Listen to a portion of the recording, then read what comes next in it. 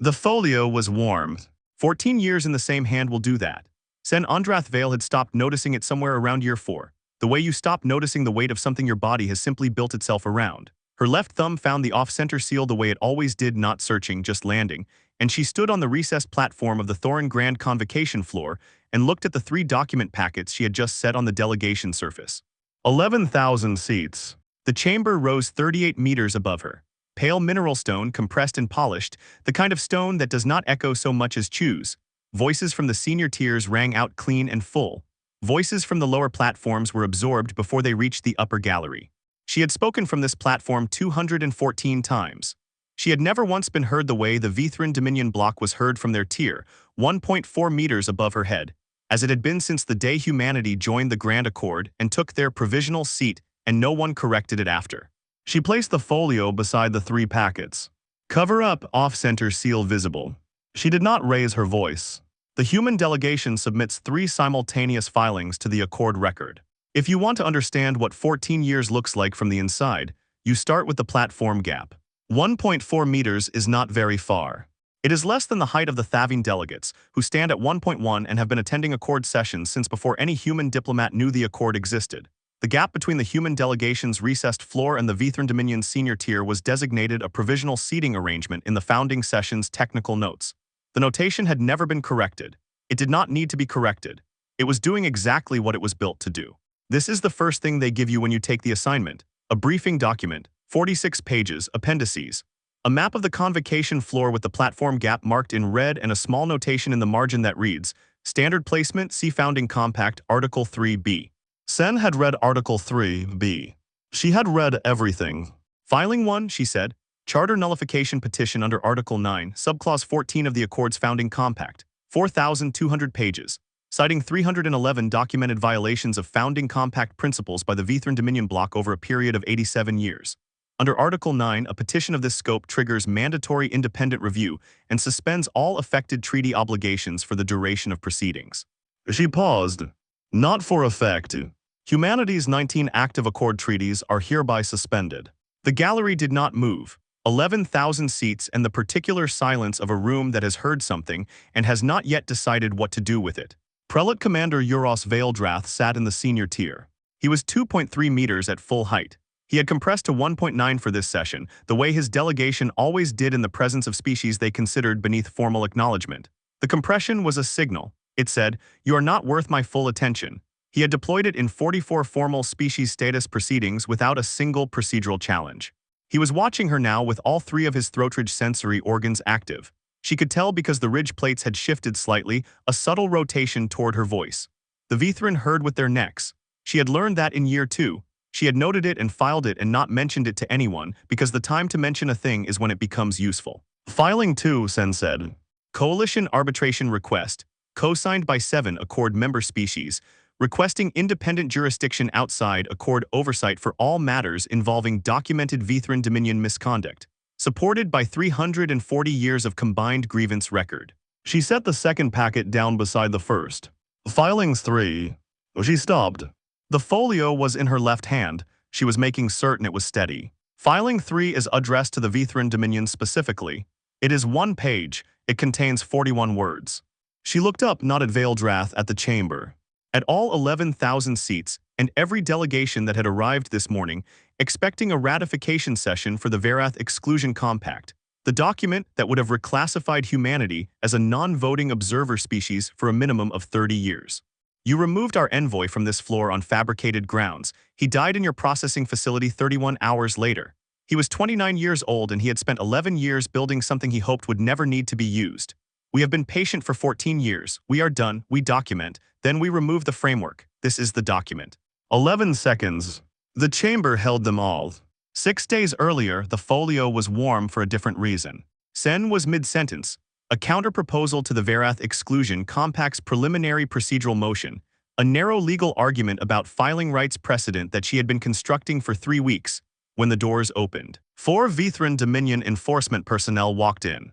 They were in formal session gray, which meant this was official. They crossed the floor with the particular unhurried movement of people who have done this before and expect no resistance. They stopped beside the human delegation's secondary desk. Renek Doval looked up from his notes. He was 29, junior envoy trade and infrastructure. He had been with the delegation for 11 years, which meant he had joined when he was 18 and had never once worked anywhere else. He had a habit of writing in the margins of briefing documents in a hand so small that Sen sometimes needed to tilt the page toward the light to read his annotations. He made very good arguments in very small handwriting, and he had spent the last 3 years building what the team internally called the coordination layer, a quietly remarkable piece of institutional infrastructure that no one outside the delegation knew existed. The enforcement officer read a charge into the record. Sen heard it. She identified it as procedurally fabricated within 4 seconds. The charge cited a filing violation from 11 months ago that had been formally resolved and archived. She knew because she had handled the resolution herself. This was not a legitimate enforcement action. She did not stop speaking. She uncapped her pen with her right hand. With her left, she opened the folio to the margin of the current session notes. She wrote RD/removed/143207. Then she kept going. And the human delegation therefore requests that the filing rights precedent established in Session 44 be applied to the current procedural motion on the grounds that the chamber heard both things at once and did not know what to do with that either. When the enforcement officers and Rennek Doval had passed through the floor doors and the sound of the session returned to normal, Sen finished her sentence. She closed the counter-proposal argument on the point she had intended to close it on. She requested a procedural recess in the standard manner. Then she walked out. Note the time, she said to no one and everyone, and kept walking. It would mean something different in 6 days. The continuance room had no sign on the door. It had no sign because it had no official designation in any Accord filing, not in the Human Missions Administrative Records, not in the Verathol Prime Infrastructure Registry, not in the Accord's own diplomatic housing documentation. It occupied the sublevel of the Human Diplomatic Mission in Kigali. The window had been bricked over in year 3 because the light made the encrypted displays hard to read.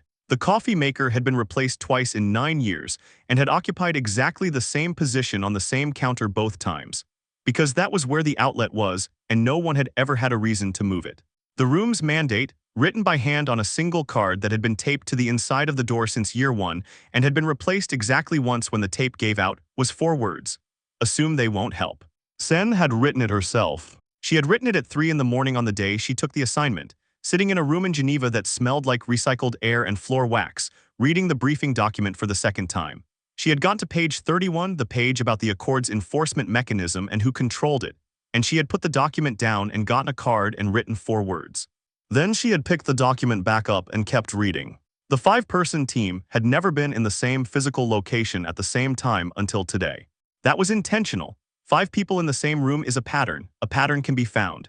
They had run the continuance room as a distributed network for 9 years, encrypted channels, staggered access schedules, no 2 members in the same Accord-monitored locations simultaneously.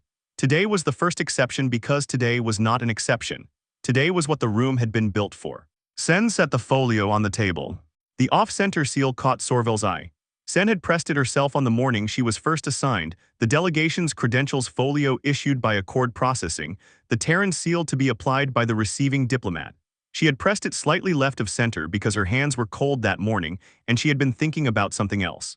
She had noticed it after she had not corrected it. The imperfection was not something she had failed to fix. It was something she had decided to keep. She held it the way you hold something that has been waiting 14 years for the right moment. Not tightly, not loosely, the way you carry something that is almost done waiting. Renek's removed, she said, we're in motion. Dr. Vale Corhen had read the Accord's founding compact 6 complete times.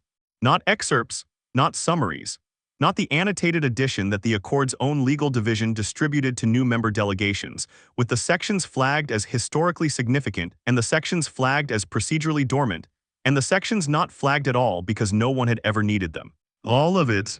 Every ratification annex, every subclause, every margin note from the original signatory session that had been transcribed into the permanent record.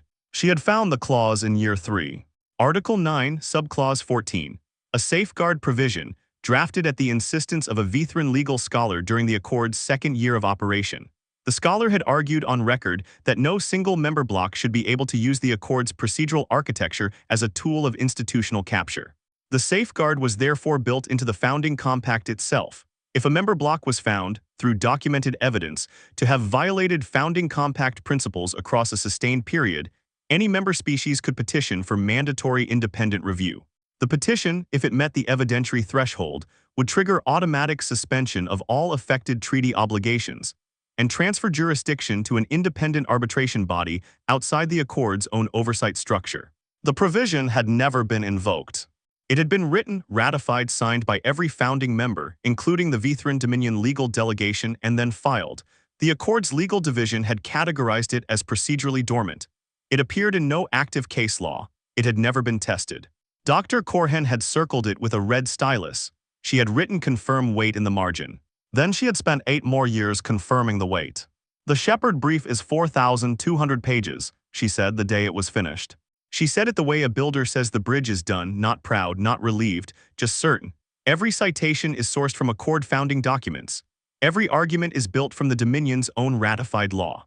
She set the brief on the continuance room table. They wrote a door, then they forgot what a door is for. Commander Iron Sorveth had been moving ships for 28 months.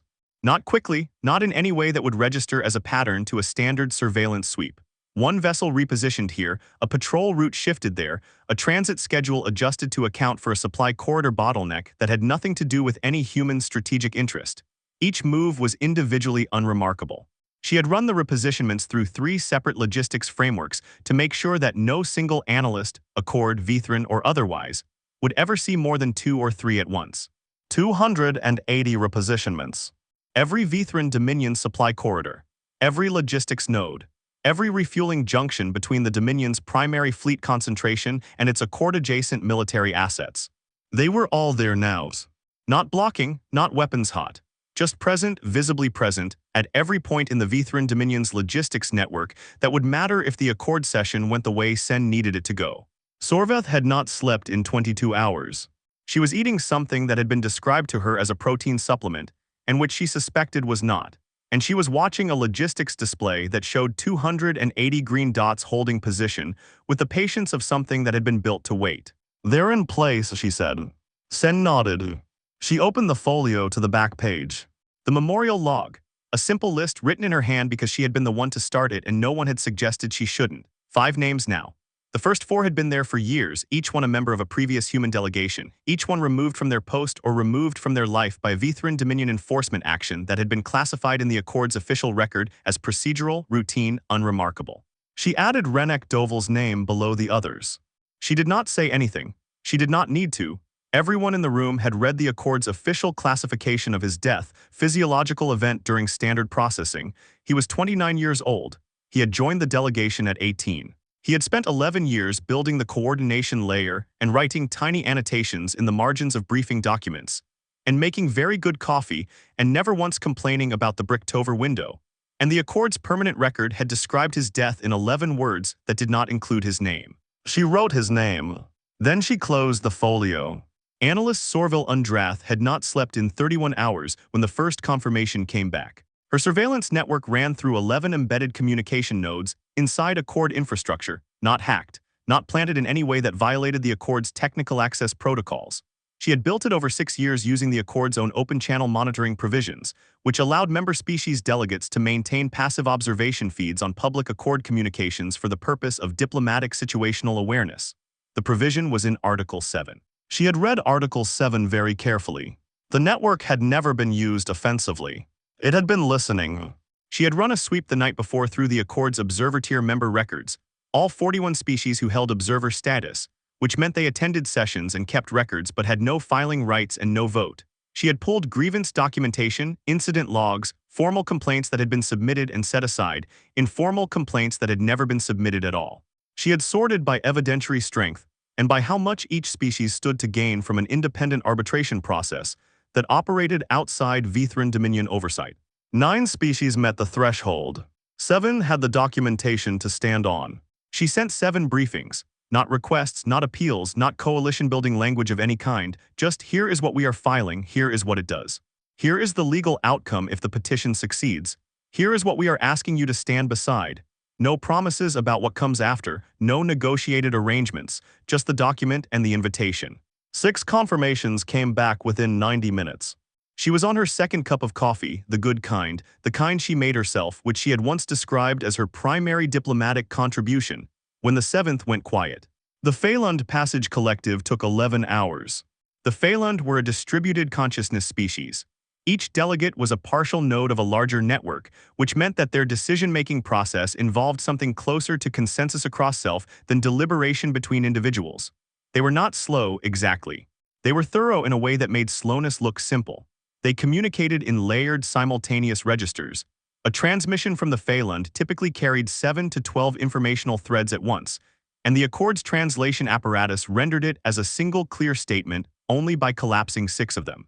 11 hours after Sorville sent the briefing, a transmission arrived. Plain language, no encoding. No diplomatic formatting. No layered registers, just one channel, open and unencrypted, sent in the clear so that any monitoring system in range could read it. One word. Finally. Sorville read it. She set down her coffee. She looked at it for a moment. Then she picked up her coffee again and said, 7.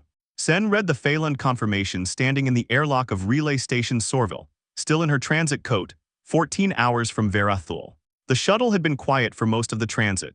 She had not reviewed the Shepard brief. She knew it well enough that review would have been performance, and she was too tired for performance. She had read Commander Sorvath's logistics report instead, which was detailed and dry, and had the specific quality of being exactly long enough to hold her attention without requiring her to feel anything. She was sitting with the folio on her lap when Sorvath sent the vessel confirmation. 280 green dots, all in position. She opened the folio. Not to the brief. Not to the session notes, to the back page. 5 names. She read them silently in order the way she always did when she opened to that page. The first 4 had been there long enough that the ink had settled into the paper. Rennek Doval's was still slightly raised. She had added it 2 days ago in the continuance room, and the pen had been pressing harder than she intended because her hand had been less steady than she intended, and she had noticed that and kept writing anyway. She did not read it aloud. She would do that later, in a room that deserved to hear it properly. She closed the folio. The transit coat was scratchy at the collar. She had meant to replace it for 3 years. She closed her fingers around the folio and looked out the airlock viewport at the approach corridor lights of Verathul Prime and thought about nothing in particular, which was not the same as thinking about nothing, but it was the closest she was going to get for a while. The shuttle docked. She stood up. She did not check the brief one more time. She did not review the filing order. She did not rehearse what she was going to say because she had not rehearsed it for 14 years and she was not going to start now. She picked up her folio. She walked off the shuttle. The Thorin Grand Convocation floor on the morning of Day 6 smelled like mineral stone and the particular dry warmth of a chamber that has been climate-controlled for decades. Sen had noticed it the first time she walked in, 14 years ago, and she noticed it now not with surprise, but with the kind of recognition that lives in the body before it reaches the mind. 11,200 seats. Full gallery. Every delegation in the Grand Accord present for what the session calendar described as a ratification proceeding. The Verath Exclusion Compact was on the agenda. It had been on the agenda for 4 months. Its passage would reclassify humanity as a non-voting observer species for a minimum of 30 years. The Vithran Dominion bloc had the votes. The session had been designed to be administrative. Prelate Commander Euros Vaildrath was in the senior tier. He had compressed to 1.9 meters. He was not looking at the human delegation's platform. He was talking to an aide in the particular low-register tone that meant he considered the session already finished. Sen walked down to the recess platform. She did not request a height correction. She set 3 physical document packets on the delegation surface. Each one had been printed and bound in the continuance room, verified against the Accord's filing specifications, and sealed with the human delegation's formal authentication stamp. She had carried them herself. She placed the folio beside them, cover up, off-center seal visible. She uncapped her pen. She did not raise her voice. The human delegation submits 3 simultaneous filings to the Accord record. She felt the chamber shift. Not physically, the stone did not move, but the acoustic quality changed in the way it changes when 11,000 people stop doing what they were doing and start paying attention to something else. It was a sound she had never heard from the recessed platform before. Filing 1, Charter Nullification Petition under Article 9, Subclause 14 of the Accord's Founding Compact. 4,200 pages, citing 311 documented violations of founding compact principles by the Vithran Dominion bloc over a period of 87 years. She set the first packet on the surface. Under Article 9, a petition of this scope triggers mandatory independent review and suspends all affected treaty obligations for the duration of proceedings. Humanity's 19 active Accord treaties are hereby suspended. She set the second packet down. Filing 2, Coalition Arbitration Request, co-signed by 7 Accord member species, requesting independent jurisdiction outside Accord oversight for all matters involving documented Vithran Dominion misconduct, supported by 340 years of combined documented grievance record. She stopped. The folio was in her left hand. Vaeldrath had stopped talking to his aide. He was watching her now with his throatridge plates fully oriented, all three sensory organs rotated toward her voice. It was the first time she had ever seen him give his full attention to the recessed platform. Filing 3 is addressed to the Vithran Dominion specifically. It is one page. It contains 41 words. She looked down at the folio. She opened it to the page she had not needed to look at to write, because she had written it and rewritten it, and then written the final version 6 days ago in the continuance room in a hand that was steadier than it had any right to be. She looked up.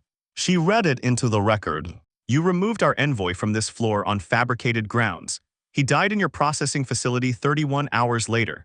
He was 29 years old and he had spent 11 years building something he hoped would never need to be used. We have been patient for 14 years. We are done, we document, then we remove the framework. This is the document. 11 seconds.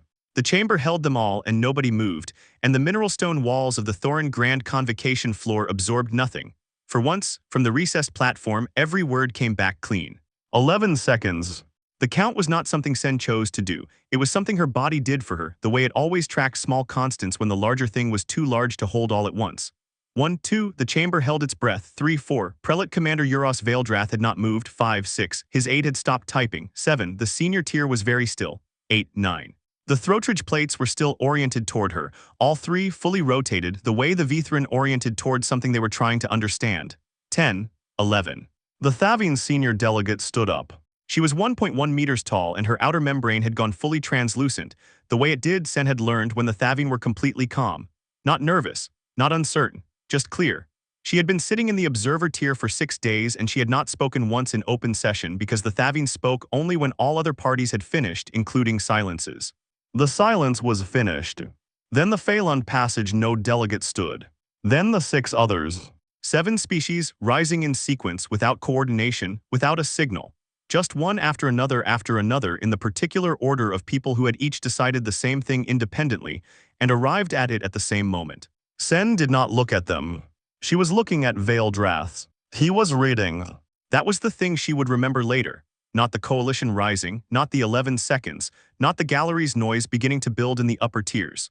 What she would remember was Vaeldrath's legal aide handing him something, and Vaeldrath taking it with the slightly slow movement of a person who has been given a document they did not expect and looking down at it. Article 9, Subclause 14. The Accord's legal processing system had flagged it the moment she submitted the filing standard protocol, automatic, the kind of thing the system did without being asked because it was built to do it.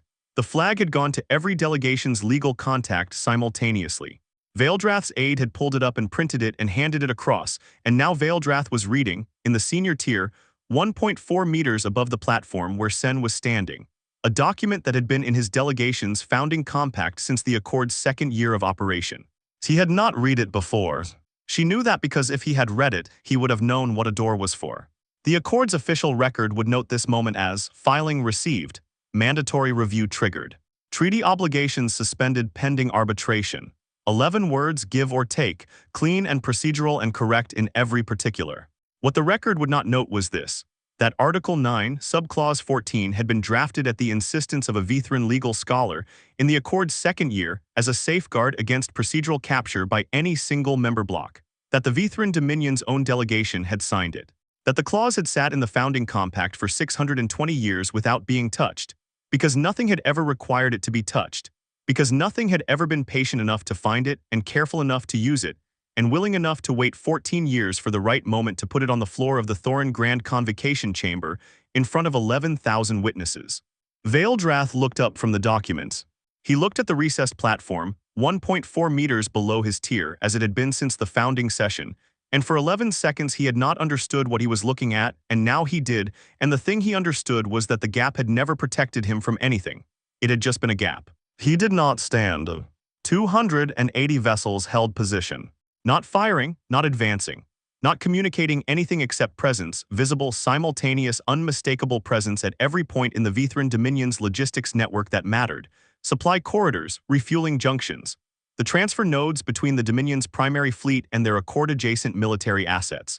The Dominion's logistics system had been sending proximity alerts for 40 minutes by the time the filings hit the record. Each alert was individually routine.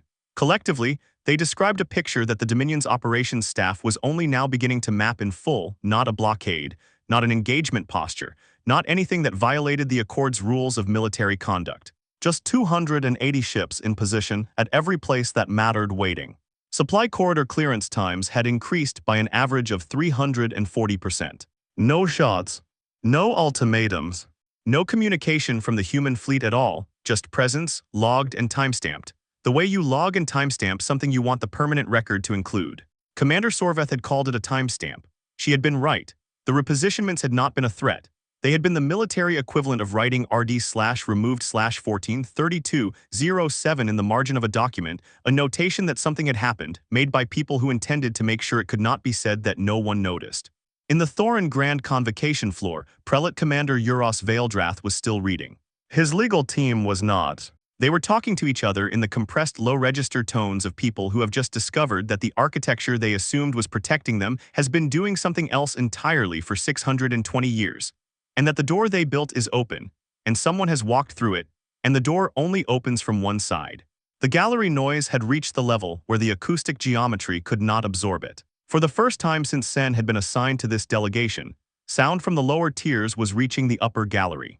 The mineral stone walls of the Thorin floor were carrying voices upward that had never been carried upward before, not because the voices were louder, but because 11,000 people generating 11,000 separate reactions to 3 simultaneous filings produced a sound that the chamber's carefully designed absorption panels had not been built to handle. They had been built to handle the Vithran Dominion's voice. They had not been built to handle everyone else's. Sen stood on the recessed platform and did not move. The folio was still in her left hand. The 3 document packets were on the surface beside her.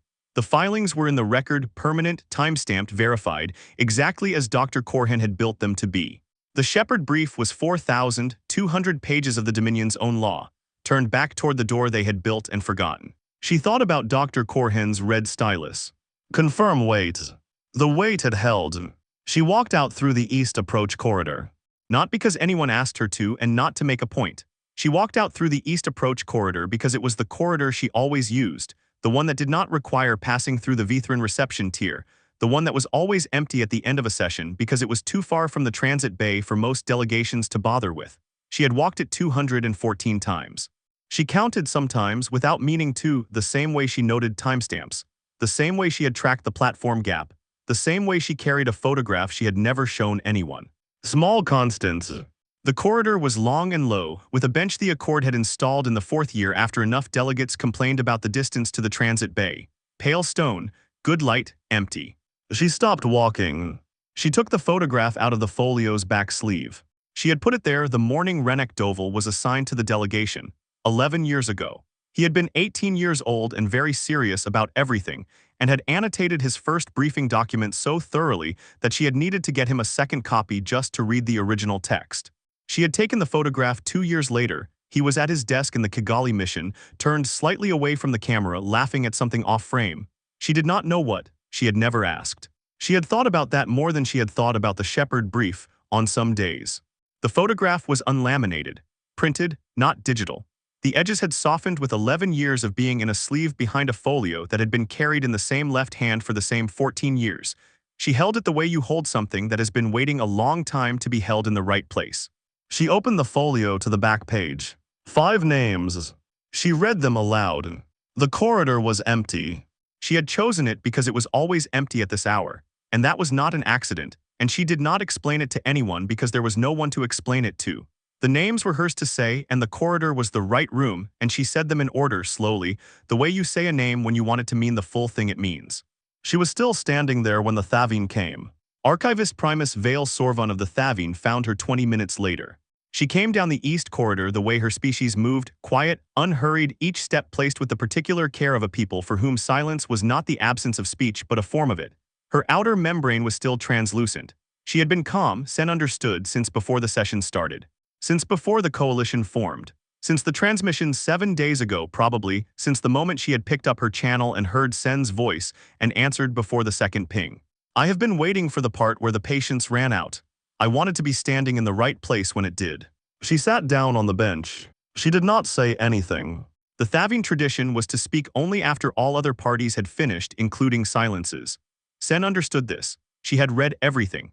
She stood for a while longer with the photograph in her hand, and then she sat down too, and the corridor was quiet in both directions, and the photograph was between them without either of them choosing to make it so. They had been sitting there for a while when Vale Sorvan said, "My people have a word." Her voice was low, careful, the way it was careful when she wanted the precision to matter. It does not translate cleanly. The nearest approximation is the weight that becomes a foundation. Sen looked at the photograph. Renek laughing at something off-frame, his desk covered in annotated documents she would have had to tilt toward the light to read. She did not know what he had been laughing at. She thought she would keep not knowing for a while. Some things you carry until you can set them down, and some things you carry because the carrying is the point, and she had not yet decided which kind this was. "We just call it the work," she said. "You do it long enough and it holds up the rooms." Vale Sorvan considered this for a moment.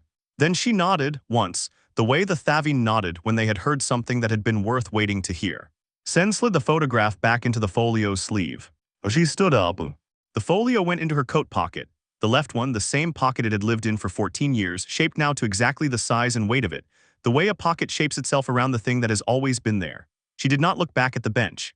She did not look back at the convocation floor behind them, or at the pale stone walls of the corridor, or at the chamber that had spent 14 years amplifying the Vithran Dominion's voice and absorbing hers.